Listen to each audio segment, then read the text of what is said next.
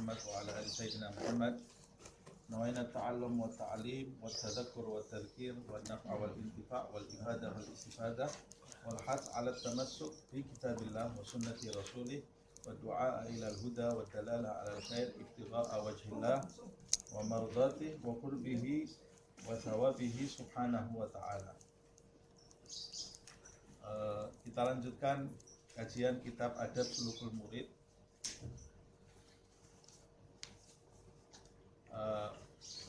Kita masih membahas masalah hati ini ya, penyakit-penyakit hati.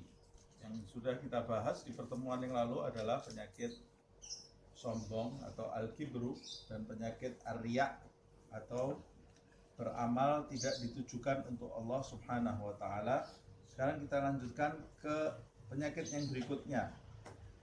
Wa ammal hasadu qala al-muallif wa nafa'ana bihi fid dharain amin.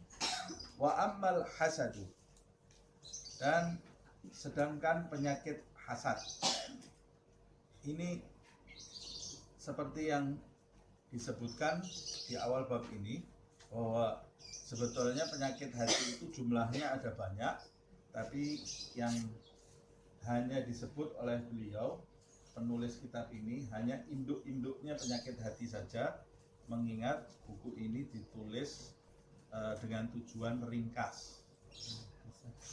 Walaupun kata beliau kalau orang bisa memangkas tiga induk penyakit hati ini, maka kemungkinan besar ranting-ranting dari tiga penyakit hati ini akan ikut punah, akan ikut lenyap atau hilang. Wa ammal hasadu, sedangkan penyakit hasad dalam bahasa Indonesia disebut iri hati atau dengki. Apa iri hati dan dengki itu? Iri hati atau dengki itu adalah rasa marah di dalam hati seseorang, rasa marah atau rasa benci di dalam hati seseorang, atau tidak suka ketika melihat orang lain mendapat nikmat atau melihat orang lain bergembira.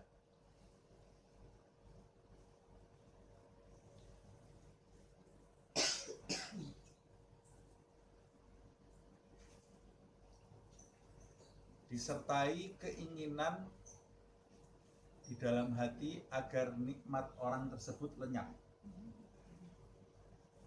Jadi dia tidak akan padam rasa amarahnya itu sampai kenikmatan orang itu lenyap. Itu yang namanya hasad. Nah, penyakit hasad ini yang melanda banyak umat manusia sekarang. Jadi sebetulnya tiga induk penyakit hati ini itu adalah penyakit yang menjamur di banyak hati manusia, khususnya di zaman ini. Contohnya hasad itu ya, dia bisa hasad dalam segala bentuk, Contohnya ketika orang lihat orang lain umpamanya naik pangkat, dia marah di dalam hatinya, maka dia terkena penyakit hasad. Atau orang lain bercerita, saya baru pergi umpamanya jalan-jalan ke tempat A, marah di dalam hatinya, berarti dia terkena penyakit hasad. Atau orang lain cerita, saya baru dapat hadiah mobil umpamanya, marah di hatinya, dia terkena penyakit hasad. Atau dia lihat tetangganya tertawa umpamanya, tetangganya di depan gitu, dia lihat duduk di rumahnya, tetangganya tertawa, dia marah di dalam hatinya, kenapa dia kok bisa tertawa, saya nggak bisa tertawa, dia terkena penyakit hasad. Disertai keinginan, mudah-mudahan habis ini dia nangis terus. Nah itu penyakit hasad. Dia tidak akan tenang hatinya kecuali lihat tetangganya itu nangis, atau lihat tetangganya pulang bawa HP baru, mudah-mudahan HP-nya sudah lagi jatuh, pecah HP-nya. Nah itu dia terkena penyakit hasad. Dan dalam banyak bentuk, contohnya dalam banyaknya bentuk hasad itu, beliau nanti akan mengklasifikasi hasad itu menjadi dua. Nah, kita lanjutkan dulu. Wa ammal hasadu, orang yang terjangkiti penyakit hasad atau penyakit hasad ini jika singgah di dalam hati seseorang atau bercokol di dalam hati seseorang, fahuwa mu'adatun lillahi zahiratun, maka orang tersebut saat hatinya itu diliputi hasad, maka orang tersebut pada saat itu mu'adatun lillahi zahiratun, maka dia sedang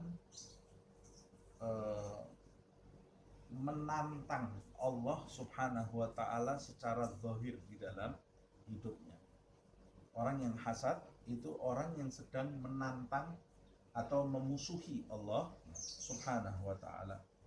Wa munaza'atun lahu fi mulkihi bayyinatun, dan orang yang hasad itu orang yang sedang memberontak di dalam kerajaan Allah subhanahu wa ta'ala secara nyata. Loh, kenapa orang yang hasad kok sampai seperti itu? Diklaim sampai atau distempel orang yang hasad itu sedang memerangi Allah atau memusuhi Allah atau memberontak di kerajaan Allah subhanahu wa ta'ala.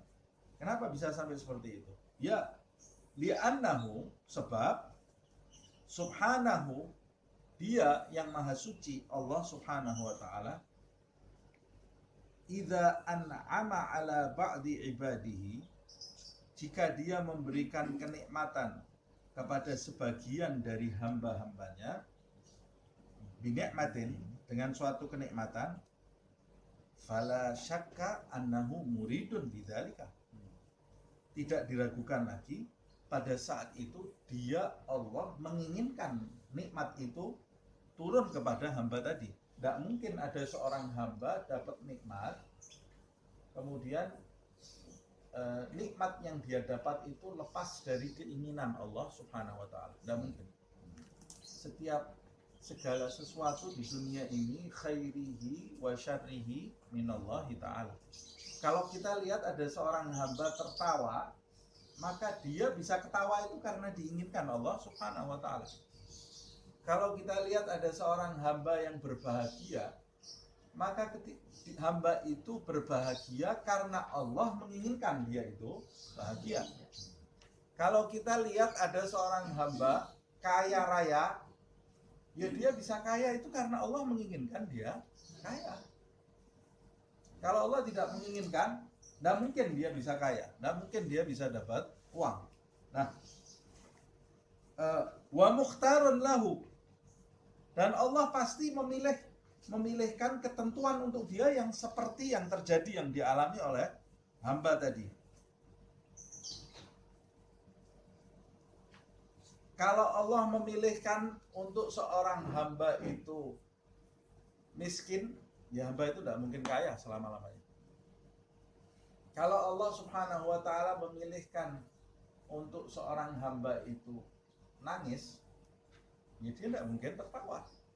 Sebab di dalam ayat huwa adhak wa abka, Allah itu yang menjadikan hamba tertawa dan Allah yang menjadikan hamba itu menangis. Semua sumbernya dari Allah subhanahu wa ta'ala. Nah, id la mukriha lahu ta'ala, sebab tidak ada yang bisa memaksa Allah. Tidak ada yang bisa memaksa Allah. Kalau kita makhluk, itu bisa dipaksa. Umpamanya kita mau menyenangkan seseorang, ada sahabat kita mau kita senangkan, kemudian kita diteror oleh seseorang. Kalau kamu senangkan dia, anak kamu akan saya sakiti. Saya tidak jadi menyenangkan hamba tadi. Padahal saya menginginkan untuk menyenangkan hamba tadi, tapi saya tertekan, diteror. Saya bisa diteror sehingga saya gagal untuk menyenangkan hamba tadi. Atau sebaliknya, saya mau menyakiti seseorang, kemudian saya diancam, kalau kamu sakiti itu, kalau kamu jadikan dia menangis, oh nanti keluarga kamu ada yang kena. Saya jadi takut. Nah kenapa? Karena saya makhluk. Tapi Allah Subhanahu wa Ta'ala, sang pencipta alam semesta ini, yang maha kuat, yang maha kuasa, yang maha memiliki segala-galanya, dan dia maha berkehendak. Tidak ada satu zat pun di alam semesta ini yang mampu mempengaruhi keputusan Allah, dan tidak ada satu makhluk pun di alam semesta ini yang mampu mendikte atau memaksa Allah Subhanahu wa Ta'ala. Tidak mungkin. Mempengaruhi aja tidak mungkin, apalagi memaksa atau mendikte. Tidak mungkin. Nah, jadi ini mau menjelaskan Habib Al-Haddad, kalau kamu lihat ada orang nangis, itu sebetulnya semata-mata ya sumbernya dari ketentuan Allah. Kalau kamu lihat ada orang tertawa, yaitu sumbernya semata-mata Allah yang menentukan seperti itu. Nah, fa'idha arada al-abdu khilafa ma arada maula, jika ada seorang hamba yang menginginkan sesuatu yang bertentangan dengan apa yang diinginkan oleh tuannya atau Tuhannya, Allah Subhanahu wa Ta'ala. Umpamanya Allah menginginkan tetangga kita itu punya mobil, terus kita marah. Dia dapat hadiah. Berarti saya sedang menginginkan sesuatu yang bertentangan dengan apa yang diinginkan Allah untuk hamba itu, kan?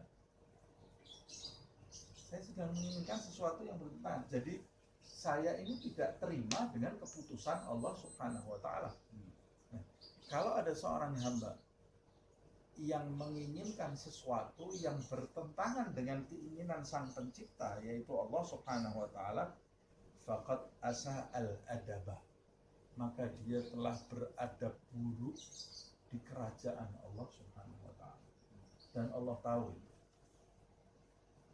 tahu, kamu ini tinggalnya numpang di tempatnya Allah Subhanahu wa Ta'ala, makan diberi oleh Allah Subhanahu wa Ta'ala, dan kamu menentang perintahnya, menentang keinginan Allah Subhanahu wa Ta'ala, sedangkan Allah tahu apa yang terlintas di dalam hatimu, amarah yang terlintas di dalam hatimu, tabiat buruk, tabiat dengki yang ada di dalam hatimu, itu diketahui oleh Allah Subhanahu wa Ta'ala. Faqad asa'al adab, maka hamba ini telah beradab buruk di hadapan Allah Subhanahu wa Ta'ala. Wastaujabal atabah, dan dia boleh jadi akan terkena hukuman dari Allah Subhanahu wa Ta'ala. Pantas dia jika dia dapat hukuman karena dia hamba yang beradab buruk. Nah, ini beliau ini mau menjelaskan bahwa sesungguhnya orang yang dengki atau iri hati itu orang yang tidak terima terhadap keputusan Allah karena dia punya keinginan yang menentang keinginan Allah Subhanahu wa Ta'ala. Maka orang yang memiliki keinginan yang tidak sama dengan keinginan Allah, atau menginginkan Allah itu tidak memutuskan seperti yang diinginkan Allah, maka dia sedang memerangi Allah. Dia sedang memberontak di dalam kerajaan Allah Subhanahu wa Ta'ala. Tidak terima dia dengan keputusan Allah Subhanahu wa Ta'ala, marah terhadap keputusan Allah Subhanahu wa Ta'ala. Nah, kalau kita menyadari orang hasad itu seperti ini, ternyata orang hasad itu seperti ini, maka penyakit hasad ini sangat berbahaya sekali kalau didiamkan terus menerus tinggal bersemayam di dalam hati, ya, di dalam hati kita.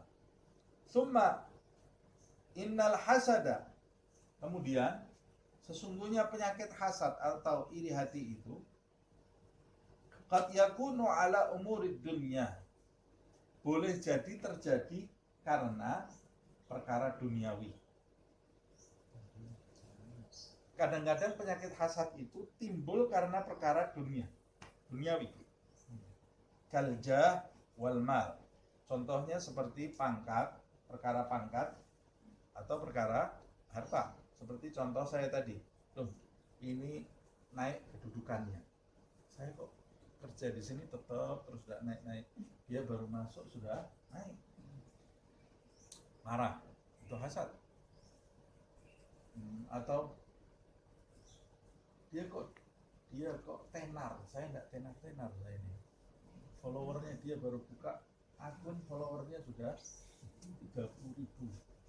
Saya buka akun 10 tahun, follower saya cuma 4, enggak nambah-nambah. Marah di dalam hatinya. Terus temennya cerita, saya baru buka seminggu sudah 50.000.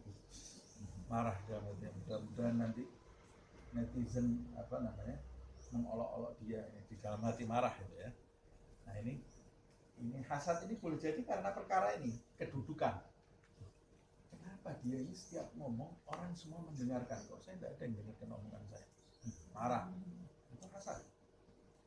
Kenapa kok teman-teman ini sama dia welcome banget, kok sama saya kok enggak? Disertai rasa marah sambil berkeinginan di dalam hati, mudah-mudahan ini sebentar lagi benci semua sama dia. Atau kadang-kadang keinginan itu tidak jelas. Ada orang yang lihat orang lain, umpamanya orang lain itu punya follower banyak, pengikut banyak. Kalau kemana-mana disambut sama orang, di sini disambut orang, di sini disambut orang. Dia ada amarah di dalam hatinya. Tapi kadang-kadang ada orang yang tidak menyelidiki hatinya sehingga dia itu tidak tahu. Dia itu punya hasad di dalam hati. Ada orang yang memang dalam perjalanan menuju Allah dia selalu memperhatikan hatinya. Ketika timbul rasa hasad, alarmnya itu masih kencang. Tahu? Ada orang yang tidak pernah memperhatikan alarm di dalam rohaninya ini, sehingga penyakit hati itu ada di dalam hatinya, tapi dia merasa sehat. Karena dia tidak pernah memperhatikan. Nah, itu salah satu bukti kalau kita hasad. Salah satu bukti. Kadang-kadang kan kita tidak berasa. Salah satu bukti kita hasad, kalau kita dengar kabar tidak baik tentang seseorang, ada rasa senang di dalam hati kita. Walaupun tidak terucap. Nah, walaupun terucapnya, ya Allah kasihan, kan Allah tahu yang ada di dalam hati kita itu.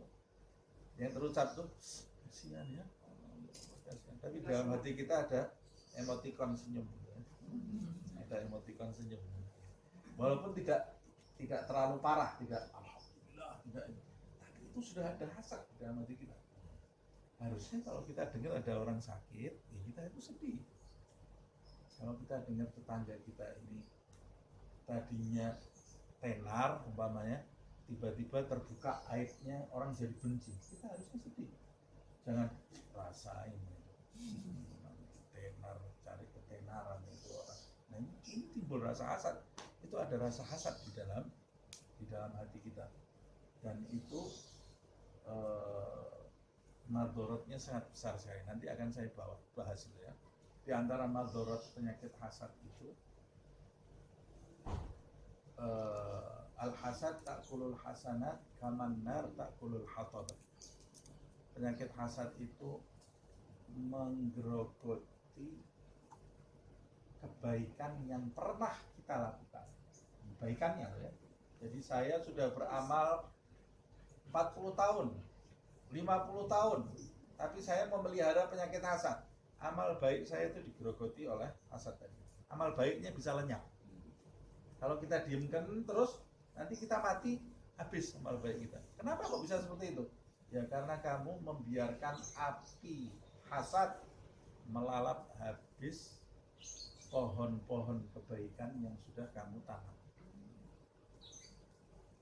Itu kita lihat berita yang di Bromo tuh, di Gunung Bromo ini orang kebakaran nih, gara-gara api kecil itu didiamkan berapa hari, sudah sampai di Probolinggo dan Malang. Probolinggo dan Malang berapa hari itu ya? Itu padahal api fisik gitu kan yang terlihat dari percikan api. Nah, jangan pernah biarkan percikan api hasad. Kalau kita pendam penyakit hasad ini 1 hari, 2 hari, sudah menjalar sampai kemana ini api ini? Berapa kebaikan kita yang hangus?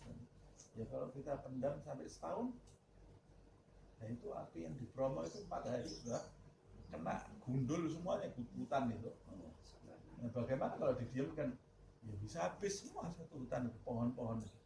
Sama seperti itu kalau kita membiarkan api hasad di dalam hati kita. Ini sangat berbahaya sekali. Nah, boleh jadi karena duniawi. Duniawi itu kadang-kadang karena pangkat tadi. Atau biasanya juga menjangkiti bahkan ustadzah. Terjangkiti penyakit hasad. Majelis saya yang datang sedikit terus majelisnya dia banyak. Oh, mudah-mudahan majelis ini bubar pengajiannya. Marah. Atau kalau dengar kabar kesian gitu ya, ustadzah itu atau ustadz itu biasanya yang hadir penuh, ini kemarin yang hadir cuma 4. Dalam hati emotikon senyum. Alhamdulillah ini rasain, biar tahu rasanya kalau pengajian sepi. Itu penyakit hasad. Penyakit hasad. Atau kalau ngomong dia, kalau guru ini kalau ngomong diperhatikan, murid-murid banyak yang cinta, kok saya enggak ya. Nah, kalau disertai rasa benci itu hasad, rasa amarah itu hasad.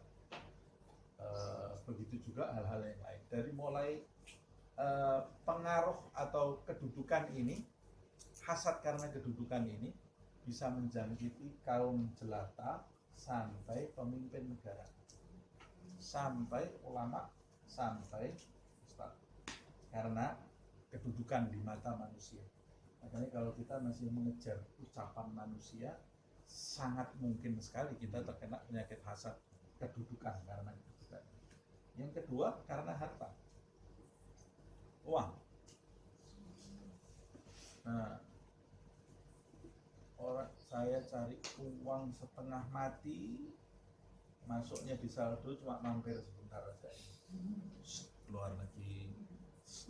Sementara itu teman saya ini uangnya numpuk terus di saldo, jalan-jalan, Instagramnya saya buka, hari ini dia di Singapura, besok dia makan siangnya di New Zealand, besoknya lagi umroh, besoknya lagi ke Mesir. Mudah-mudahan meletus pesawatnya ya.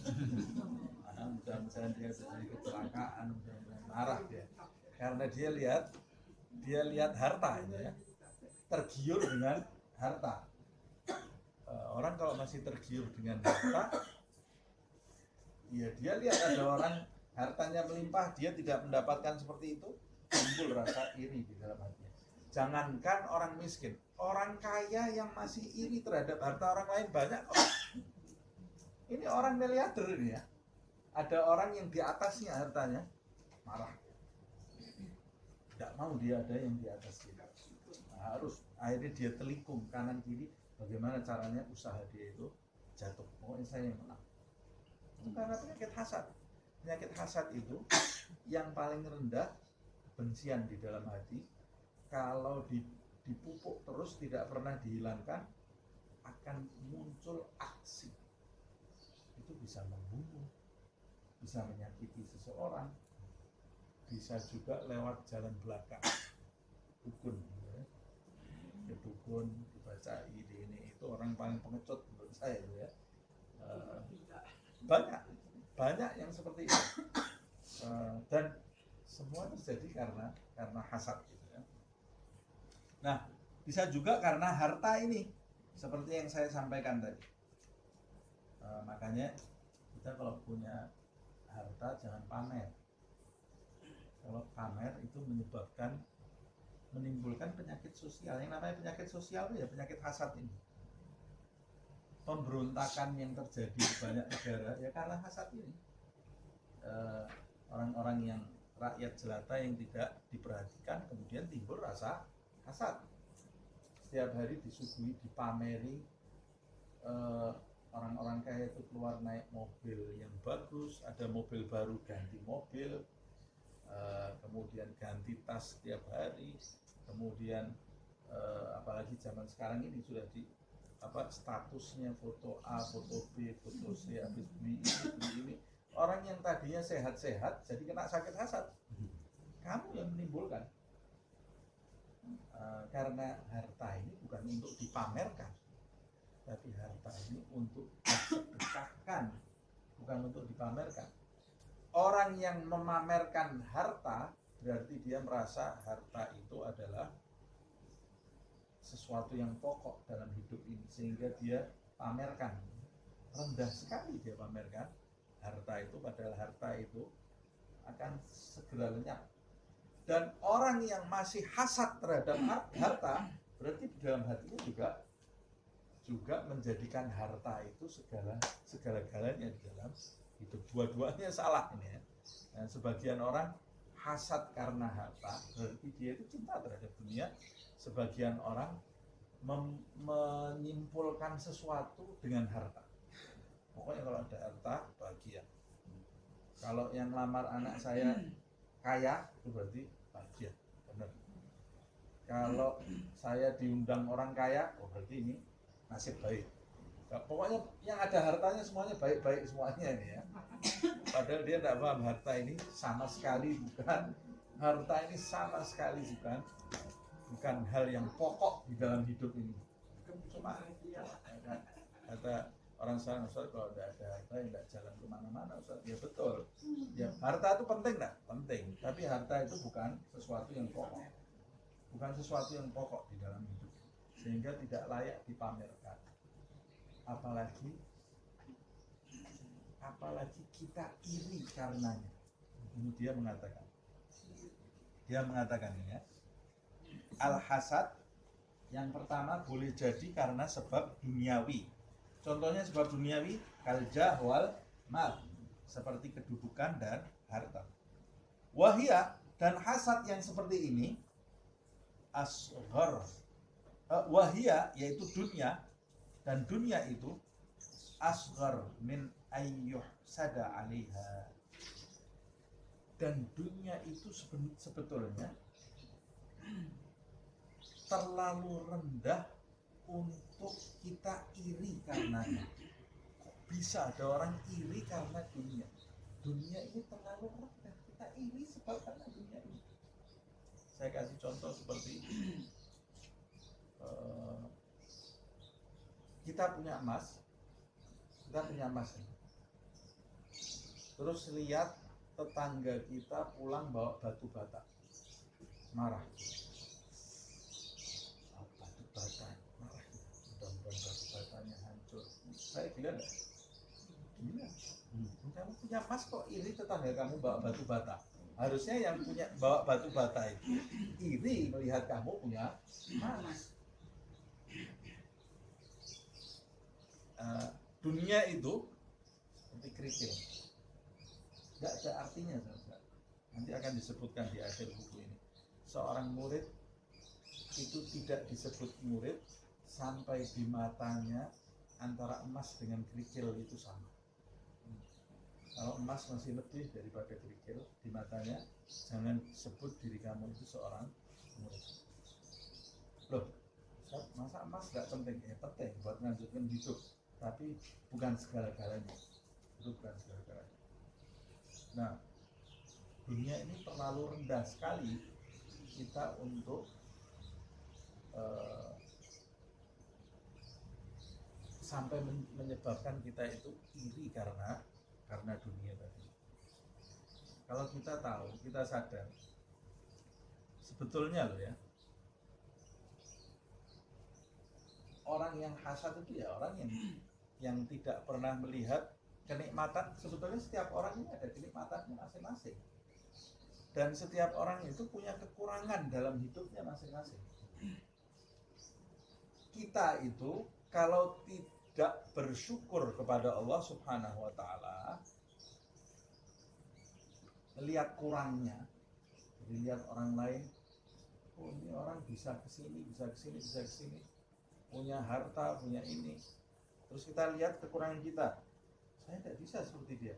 Padahal sebetulnya kalau kamu lihat, kamu ini punya kelebihan juga di dalam hidup kamu, yang mungkin orang itu tidak punya.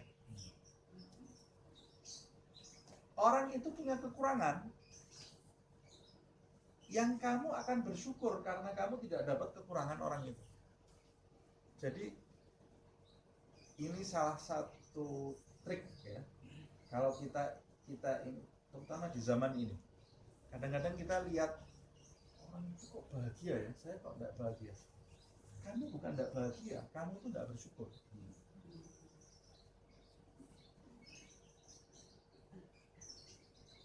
orang miskin yang bersyukur itu bahagia.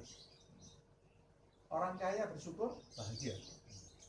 Orang miskin tidak bersyukur, dia sedih. Orang kaya yang tidak bersyukur, ya dia sedih. Dia bisa bahagia itu bukan karena hartanya, karena dia merasakan kenikmatan. Dia ini merasa puas dengan kenikmatan tadi. Nah, kamu karena tidak merasa puas dengan apa yang ditentukan Allah Subhanahu wa Ta'ala dalam dirimu, kamu akan merasa sedih. Nah, kita perlu qanaah gitu ya. Saya sering menggambarkan seperti ini.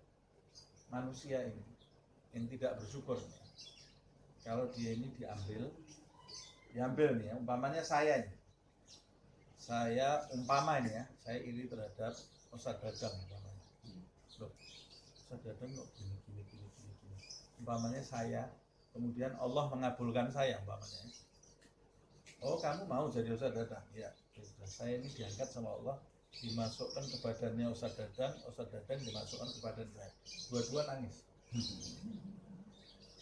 Dua-dua akan merasakan ternyata ujiannya ada juga. Dan Ustadz Dadang ketika masuk ke saya juga mending jadi Ustadz Dadang. Saya ketika masuk Ustadz Dadang, yuk mending saya jadi Husain Nabil jadi Ustadz Dadang.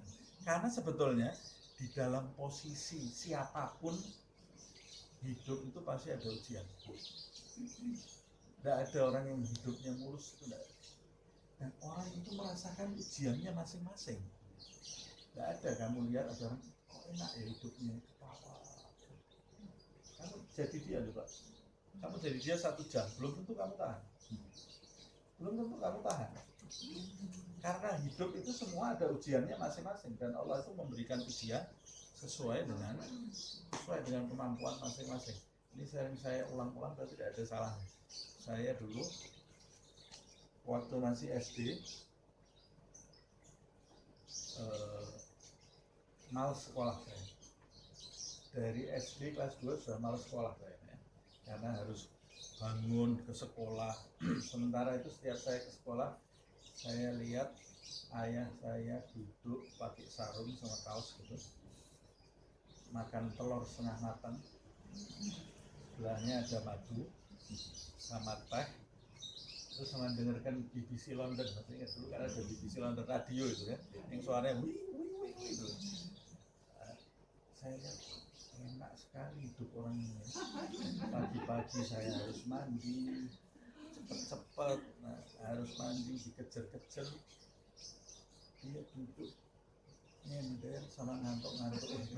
Depannya ada telur setengah matang, ada madu. Lama-lama saya nggak tahan, saya bilang ke ayah saya, Pak, saya mau jadi bapak. Bapak yang sekolah, mulai besok saya jadi bapak. Tawa ya. Kata ayah saya, kamu ini, lah kenapa itu? Ya enak bapak duduk di sini setiap pagi mendengarkan berita, makan telur, makan ini. Saya harus pagi-pagi ke sekolah, mandi, padahal masih ngantuk saya bilang gitu. Kata ayah saya, nanti kamu akan mendambakan diri kamu seperti ini terus kalau kamu sudah besar seperti saya. Kata saya masih ingat ayah saya bilang, ini kepala saya ini, kalau saya lepas, saya letakkan di kepala kamu akan jadi bubur. Maksudnya saya tidak paham waktu itu. Ternyata problemnya orang tua ini lebih kompleks daripada anak-anak. Sekarang saya lihat anak saya sekolah ingin jadi SD lagi saya. Nah, dulu terulang ya. Anak saya waktu masih SD dulu yang paling besar. Saya gandeng di sekolah kelas 2 SD. Dia setiap hari lihat ibunya. Kalau dia saya gandeng di sekolah, ibunya duduk di rumah santai sama lihat HP sama ketawa-ketawa. Padahal itu bangunnya pertama kali yang nyiapkan makan, yang nyiapkan ini. Tapi waktu dia berangkat sekolah, ibunya sudah istirahat kan, sama santai. Saya masih ingat, sudah dekat sekolah dia bisikin saya, ya nanti kalau ada yang melamar saya jangan ditolak ya.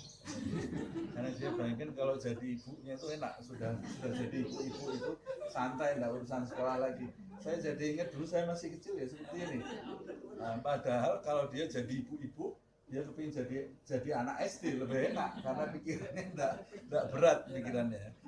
Nah, orang yang mendambakan kehidupan orang lain itu ya seperti anak kecil. Seperti anak kecil. Sudah syukuri hidup kita masing-masing. Yang dipilihkan oleh Allah untuk kita, itulah yang terbaik untuk kita. Yang kalau kita mendambakan kehidupan orang lain, hancur, kita nggak kuat. Nggak kuat kita. Ada orang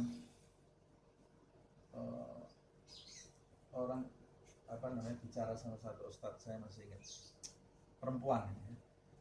Saya ini punya suami seperti ini, ngadu ya. Terus kamu maunya suami seperti apa? Seperti Rasulullah, kata dia.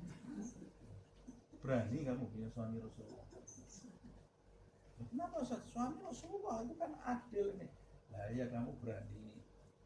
Rasulullah itu 3 bulan apinya nggak nyala, tidak bertahan. Rasulullah itu 3 bulan. Kalau istrinya perempuan zaman sekarang ya sudah jerat-jerit gitu ya, sudah protes gitu. Nah, termasuk juga suami-suami sekarang. Istriku tidak seperti Fatimah. Kamu tahan punya suami seperti Fatimah Zahra, seperti Khadijatul Kubra. Belum tentu kamu itu tahan. Ya sudah, syukuri aja apa yang kamu miliki sekarang ini, syukuri. Karena yang kamu miliki itu pemberian dari Allah Subhanahu wa Ta'ala. Dan Allah itu memberikan kepada kamu sesuatu yang tepat untuk kamu.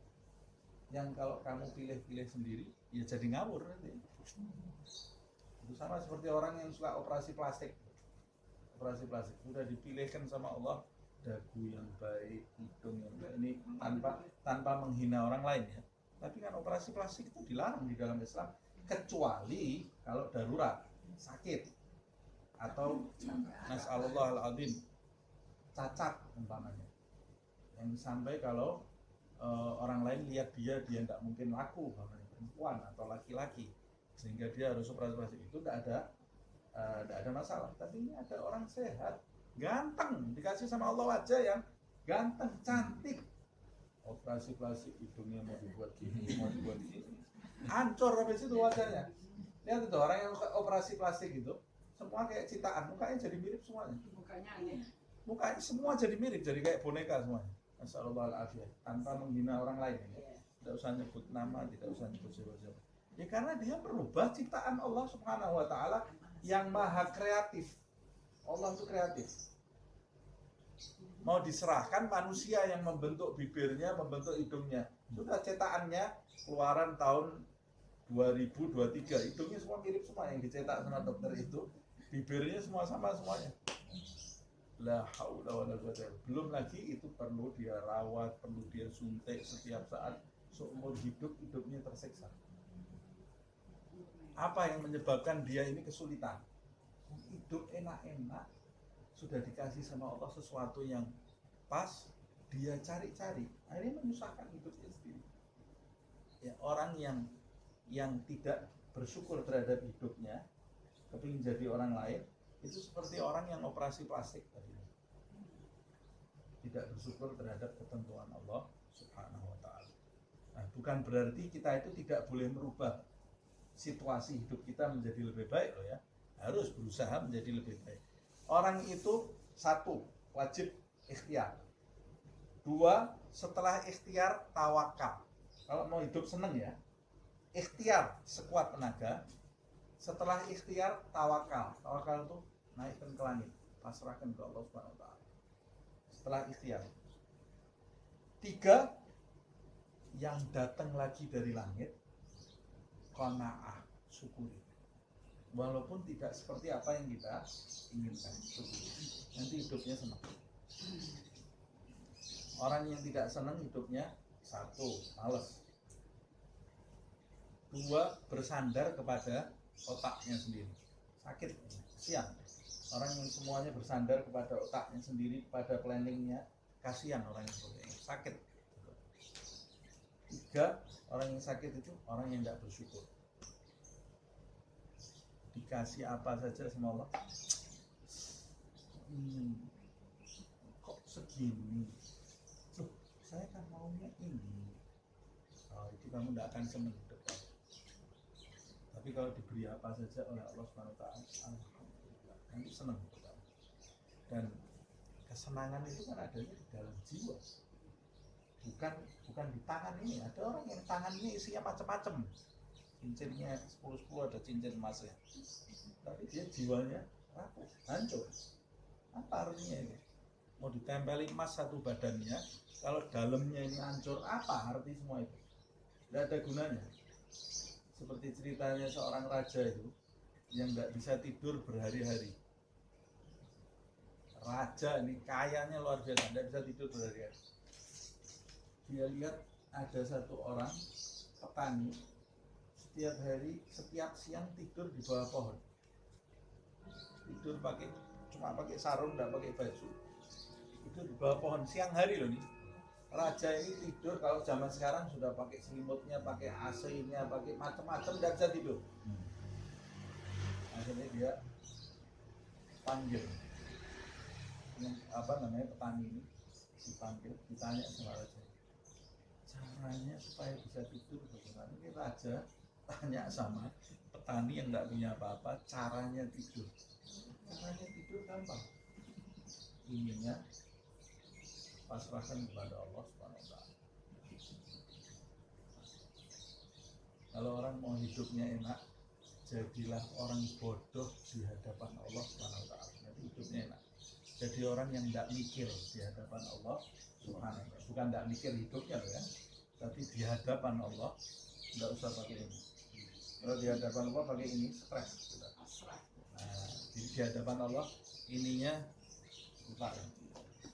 Nanti hidup kita enak, tenang. Tapi kalau kita di hadapan Allah pakai hitung-hitungan, kok gini, nah ini hidup kita sakit. Nah ini orang yang hasad seperti itu ya. Kata beliau, betapa rendahnya dunia yang menjadikan dia iri terhadap orang itu. Dunia betapa rendahnya. Ini asghar, yang paling rendah untuk orang itu iri karenanya. Bahkan seharusnya yang bagi laka antarham min man ubtuliya biha wa tahmadallah alladhi afaka minha. Nah, ini sudah pasti ini ya. Bahkan seharusnya kamu itu tidak hasad kalau lihat tetanggamu pulang bawa mobil baru. Harusnya kamu tidak hasad, kata beliau. Jadi yang betul sebagaimana? Seharusnya kalau kamu lihat tetanggamu pulang bawa mobil baru, rumahnya direnov jadi bagus, seharusnya kamu itu iba terhadap tetanggamu karena dia sedang diuji oleh Allah dengan dunia. Karena dunia ini ujian atau enggak? Nah, ini tapi kelas berat ini, susah nih kita. Yang pertama aja ini masih belajar, kita harus belajar. Ini yang kedua tingkatannya lebih lagi nih. Kalau yang pertama kan kita memandangnya tidak pantas saya hasad karena dunia. Tapi tingkat berikutnya, kalau lihat orang dapat dunia, saya itu harusnya kasihan. Ya Allah, mudah-mudahan dia tidak ditipu oleh dunia. Mudah-mudahan mobilnya ini menjadikan dia lebih taat kepada Allah. Mudah-mudahan rumahnya ini setelah direnov, ibadahnya semakin giat. Dan kamu seharusnya bersyukur kamu tidak dapat mobil. Karena kamu sudah diselamatkan oleh Allah dari ujian. Tetangga kamu dapat ujian, kamu diselamatkan dari ujian. Ini kalau pola pikir ini kita sampaikan ke orang zaman sekarang, ya dipikir kita stres, kita ini gila ini ya. Harusnya yang dapat harta itu yang alhamdulillah, dan yang dapat harta itu kesian sama orang yang tidak punya harta toh. Harusnya seperti itu kalau orang zaman sekarang. Tapi kalau pandangan seorang yang kenal dengan Allah Subhanahu wa taala terbalik. Orang yang tidak dapat dunia itu harusnya bersyukur kepada Allah Subhanahu wa taala. Dan jika melihat orang lain dapat dunia, harusnya dia iba. Kasihan. Ini orang diuji dengan dunia. Wah, ini tingkatan yang sangat tinggi sekali ya. Nah, itu makanya Rasulullah SAW disebutkan di dalam riwayat pernah di malam hari keluar seperti orang kebingungan Nabi Muhammad SAW. Ada sahabat yang lihat, ya Rasulullah, malam-malam keluar mau kemana? Ini saya tadi mau tidur, saya takut di bawah saya ada, di bawah bantal saya ada uang beberapa dirham. Mau cari orang, mau diserahkan orang. Mau cari orang miskin tengah malam, karena tidak mau menyisakan ada beberapa dirham di bawah bantal. Nah, walaupun kita tidak harus seperti itu, tapi paling tidak kita ini harus tahu dunia itu bukan kelebihan sama sekali. Uang yang ada di saldo kita itu sama sekali bukan kelebihan.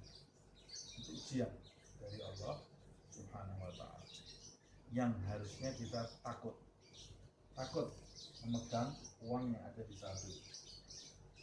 Nah, sementara itu banyak orang sekarang memiliki dugaan kalau saldonya tambah itu berarti Allah masih suka. Padahal belum tentu. Fa'amal insanu idza mabtalahu rabbuhu fa'akramahu wa na'amahu fa yaqulu rabbi akraman. Kata Allah di dalam ayat, kalau sama Allah diberi sesuatu, tapi Allah menyebutnya fa'amal insanu idza mabtalahu rabbuhu. Manusia itu jika diuji oleh Tuhannya dengan kenikmatan ujian. Mana yang lebih bahaya? Ujian kenikmatan atau ujian musibah? Yang lebih bahaya yang mana? Musibah atau kenikmatan? Nikmat itu lebih bahaya. Sebab biasanya orang kalau kena musibah ya sakit juga. Ada orang yang putus asa, tapi lebih banyak yang kembali. Karena yang terkena musibah itu lebih banyak yang kembali. Tapi orang yang diuji kenikmatan itu banyak yang tidak merasa itu ujian. Jadi dia tenggelam dalam kenikmatan, lupa kepada pemberi nikmat. Kata Allah, kalau diuji dengan kenikmatan, idza mabtalahu rabbuhu fa'akramahu wa na'amahu fa yaqulu rabbi akram. Tuhan ini sayang sama saya, baik Tuhan ini. Tapi kalau diuji yang sebaliknya, Rabbi ahanan. Wah, Tuhan ini sedang menghina saya. Tuhan menghinakan saya. Saldonya dikurangi sedikit. Tuhan ini benci sama saya. Padahal itu tidak ada kaitannya. Uang di rekening kamu itu tidak ada kaitannya dengan Tuhan sayang atau Tuhan benci. Kalau Tuhan itu menyayangi, buktinya Tuhan itu menyayangi dengan memberi kamu harta, maka harusnya orang yang paling kaya di alam semesta ini Nabi Muhammad SAW. Karena manusia yang paling disayang Allah adalah Nabi Muhammad SAW. Tapi manusia yang paling disayang ini kadang-kadang mengganjal perutnya dengan batu karena lapar. Nah, jadi harta ini sama sekali tak pantas kita iri karena harta atau karena pangkat. Tidak pantas kita ribut karena harta. Tidak pantas. Tidak pantas ribut karena harta. Makanya para aulia, orang-orang yang punya kedudukan tinggi di sisi Allah Subhanahu wa ta'ala, kalau ada orang ngajak ribut masalah harta, kasihkan semua, ambil. Tidak ada artinya sama sekali. Tidak ada artinya sama sekali.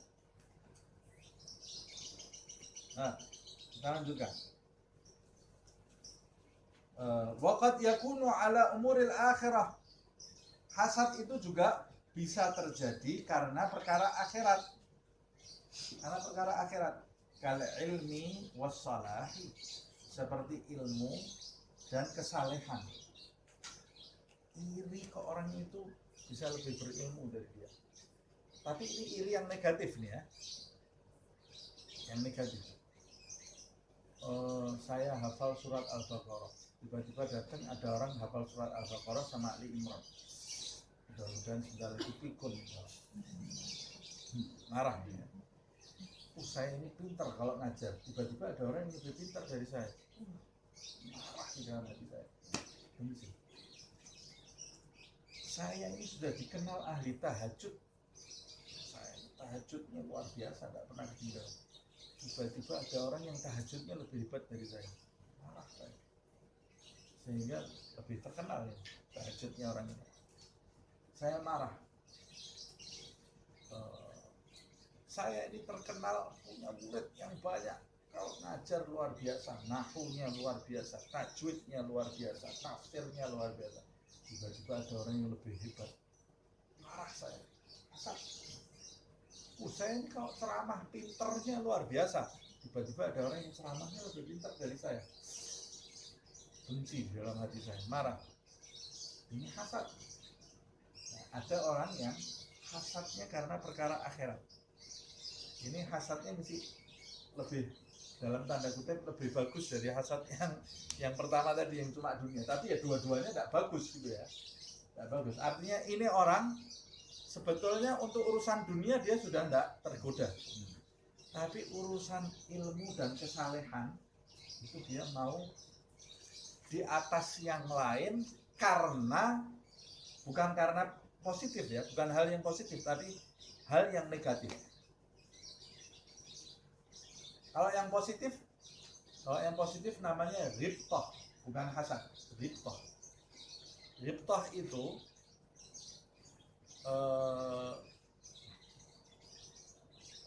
persaingan yang positif. Ribtoh itu persaingan yang positif. Karena kalau kita tidak bersaing ya kita tidak termotivasi nanti kan. Ribtoh dalam masalah dunia dan masalah akhirat itu sesuatu yang terpuji. Bagaimana ribtoh itu? Ribtoh itu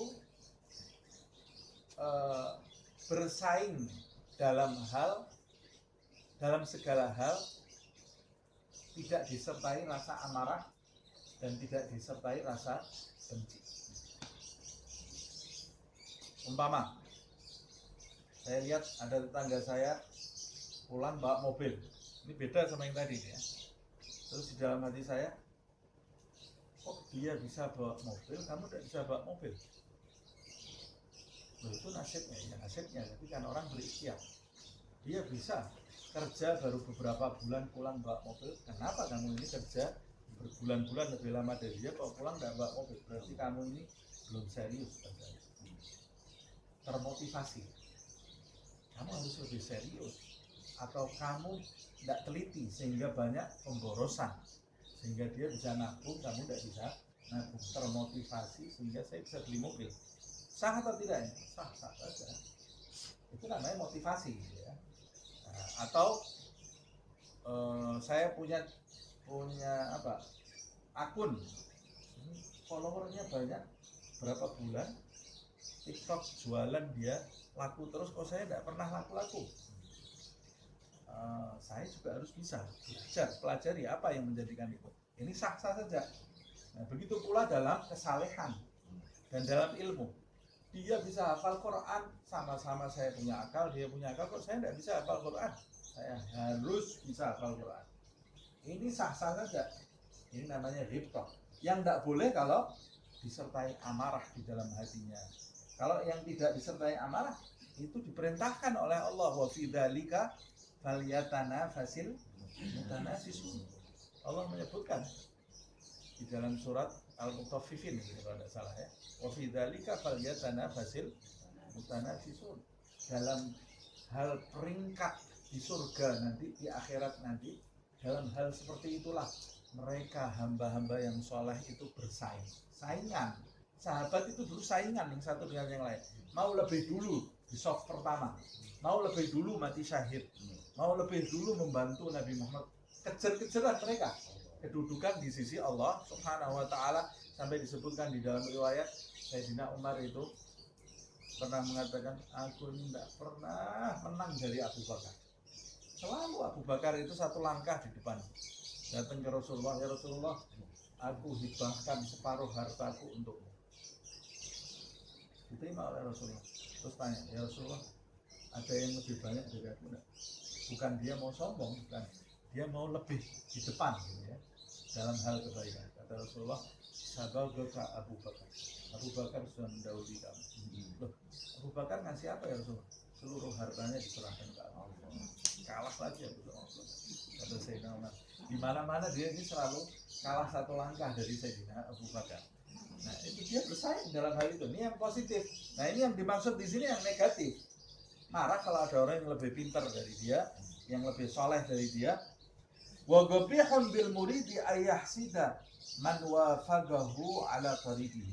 Sungguh tercela sekali jika seorang murid iri hati atas orang yang mendapat taufik berjalan di jalannya. Oh, ini kok ada orang yang baik kok kamu malah marah. Harusnya ini kan menambah orang yang sejalan dengan kamu. Ada orang pintar kok kamu malah marah. Harusnya ini kan menambah hamba-hamba Allah yang baik, yang sejalan di jalan Allah Subhanahu wa ta'ala. Harusnya kamu bahagia kalau lihat orang lain lebih pintar dari kamu, orang lain lebih soleh dari kamu. Harusnya kamu bahagia. Alhamdulillah, berarti hamba Allah yang baik itu semakin banyak. Apalagi kalau orang itu bermanfaat untuk umat manusia, harusnya kamu doakan terus. Jangan sampai kita lihat ada orang alim, ulama, atau orang soleh punya pengikut banyak, terus di dalam hati kita ada rasa benci. Kenapa kok dia bisa pintar, kok saya nggak bisa pintar? Dia lebih soleh, dikenal orang, kok saya nggak? Marah di dalam hatinya.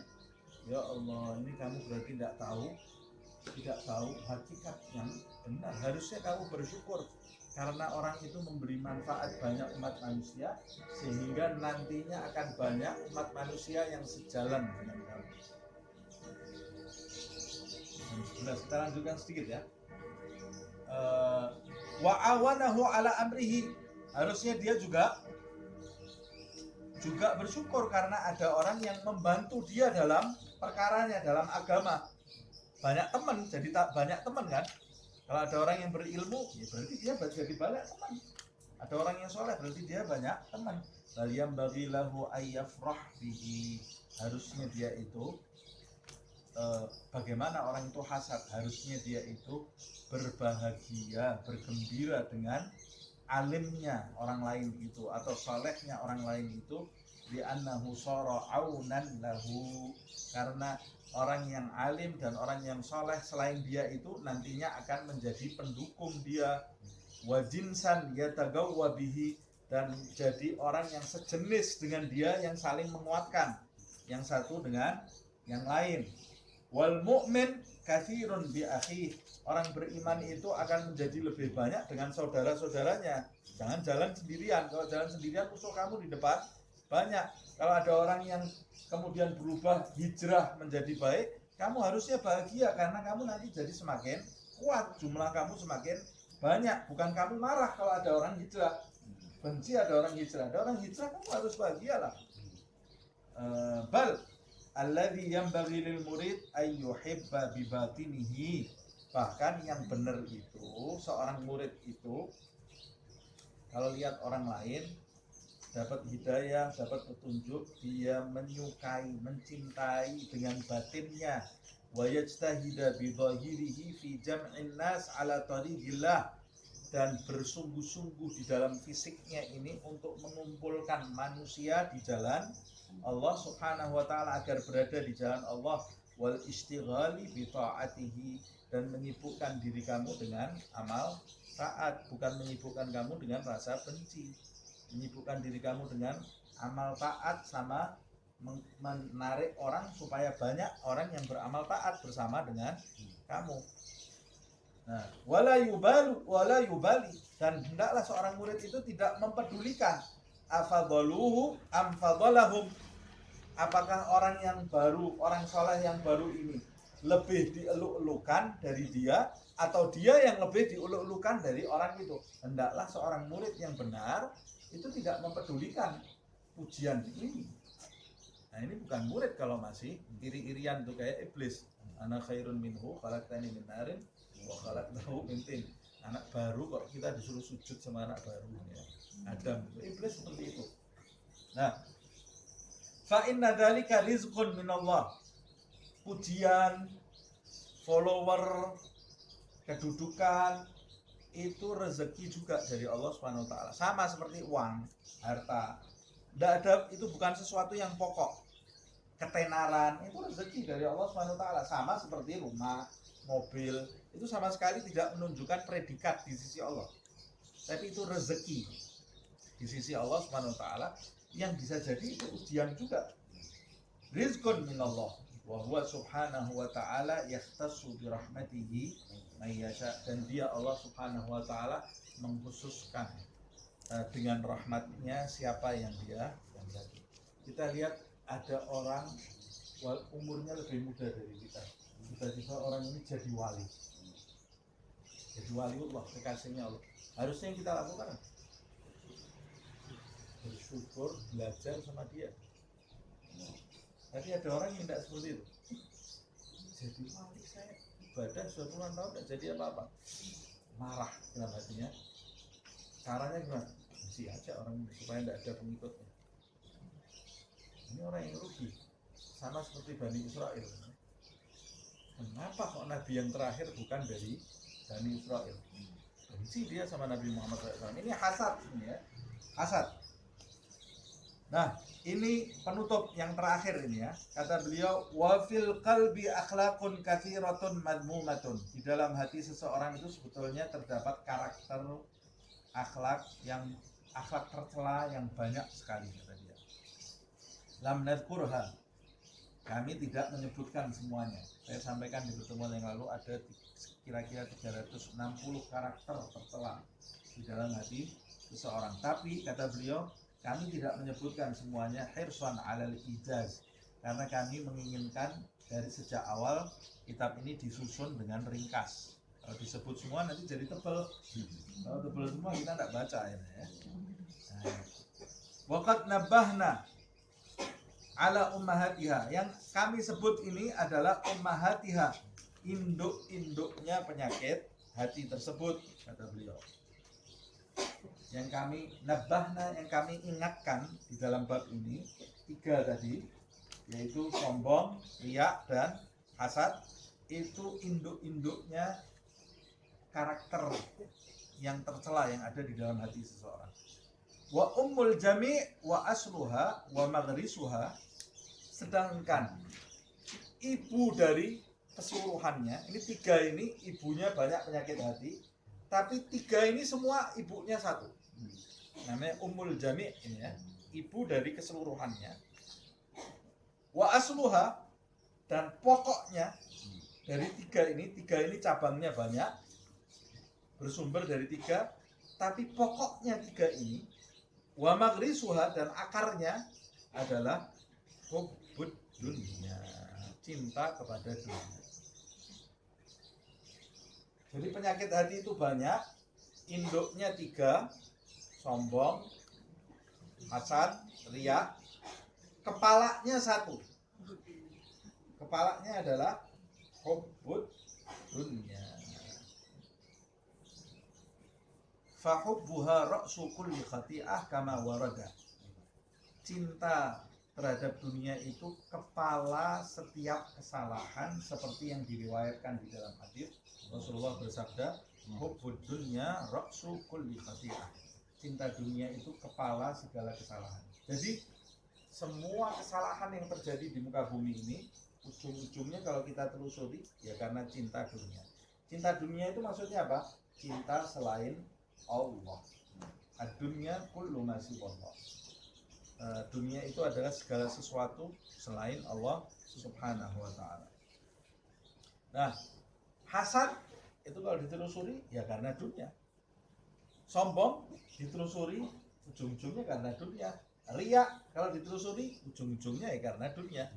Dunia itu bisa bentuknya harta, bisa bentuknya pangkat.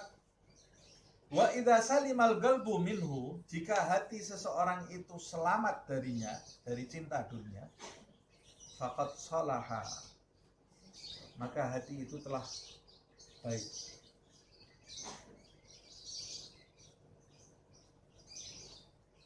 Tapi menghilangkan cinta dunia ini perjalanan jauh. Kalau sudah cinta dunia ini hilang dari dalam hati kita, ya itu, ya berarti kita ini sudah sampai di puncaknya ini ya.